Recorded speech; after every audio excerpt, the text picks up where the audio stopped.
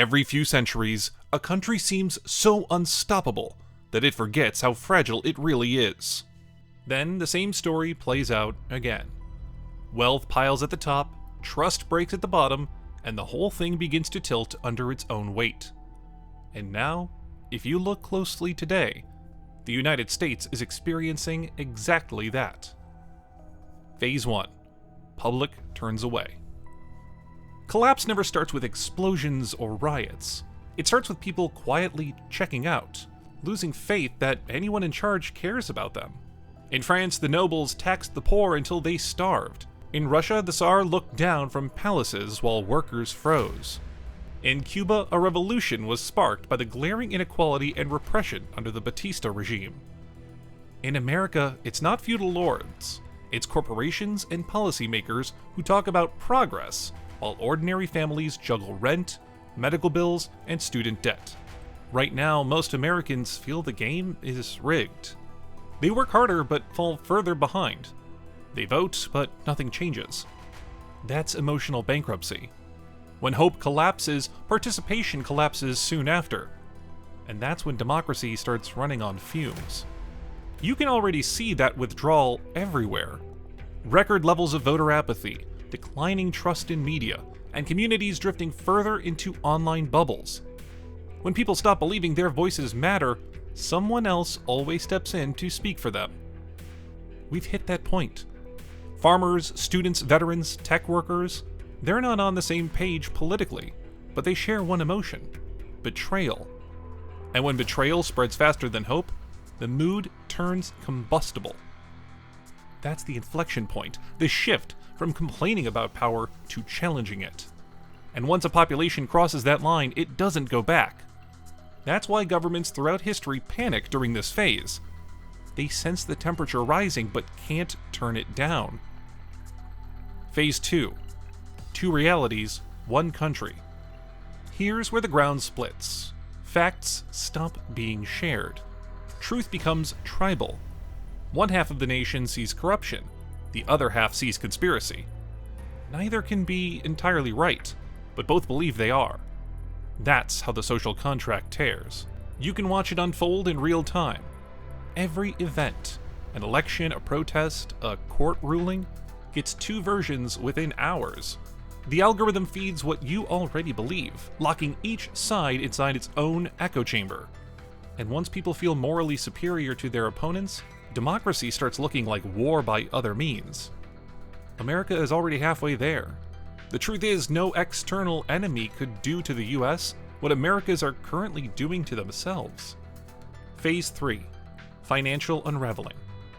Revolutions always get their spark from the economy. Not from ideology, not from speeches, from empty wallets. France had bread riots. Germany had inflation so wild that cash was cheaper than kindling. America's version looks quieter.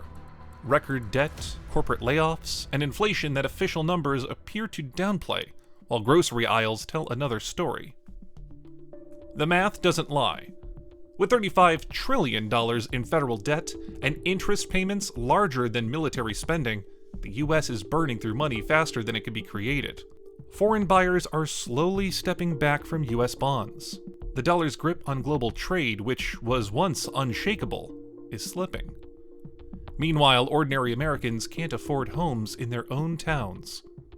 When people realize the American dream is just a brand now rather than a promise, cynicism sets in.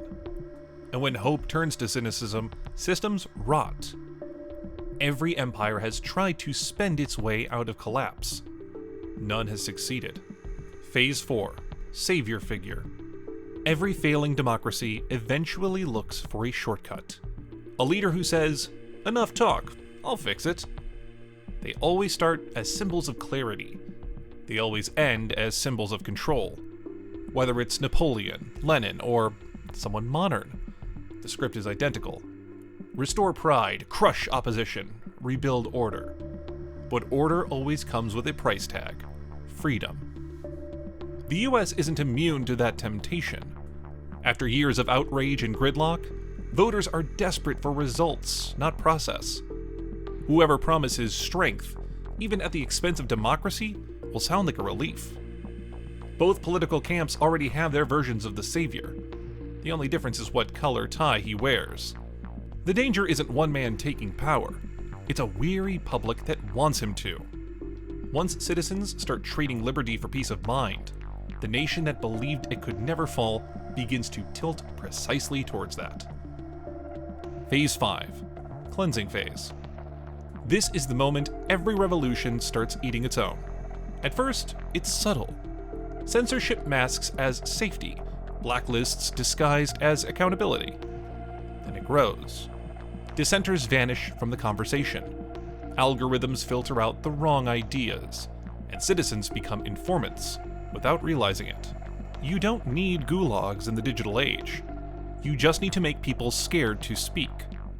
The US is already experimenting with this through cancel culture, surveillance justified by security, and information control by both government and corporations. Once speech becomes a privilege instead of a right, the purge has begun. It just doesn't look like one yet. History proves it every time. Revolutions start by chasing corruption and end by punishing disagreement. The moment questioning power feels dangerous, collapse isn't coming. It's here. Phase 6. Slow fade. Societies don't explode, they dissolve. Citizens still go to work, cities still function, but ambition dies. Innovation slows, birth rates fall. People stop dreaming about the future and start reminiscing about the past. Sound familiar? The US is still powerful on paper, but spiritually exhausted. It's the same stage every empire reaches before losing its edge, a kind of national burnout. And that's when the outside world starts adjusting. Allies hedge, enemies test boundaries, respect turns to tolerance. If this continues, the shift won't be loud. It'll be quiet, but final. The world won't need to defeat America. It'll just move on without it. In 2026, America's biggest threat won't be war or inflation. It will be paralysis. The 2026 midterms are shaping up to be the most polarized in modern history, and whichever party wins, half the country won't accept the result. Economists are already warning that the US could enter a shallow recession that same year, triggered by debt pressure, global trade shifts, and a fading dollar. At the same time, AI will be rewriting the labor market faster than policy can adapt. Millions of jobs will change or disappear, forcing workers to reinvent themselves in real time. That mix of economic strain and social tension could push 2026 into becoming a defining year. We've watched the same cycle play out for centuries. The timeline shifts, but the psychology never does. The United States still has one thing those older empires didn't: awareness. We can see the warning lights blinking. The data is public, the debates are global. Yet awareness without courage means nothing. Because the last stage of every empire isn't war or revolution, it's denial. Once a nation starts laughing at the idea that it could collapse, it's already halfway there. What do you think? Is there still time for America to pull back from the edge, or are we drifting toward a modern revolution? Let us know in the comments below, and make sure to like the video and subscribe to our channel. We've included sources for several of the facts mentioned. Find them in the description.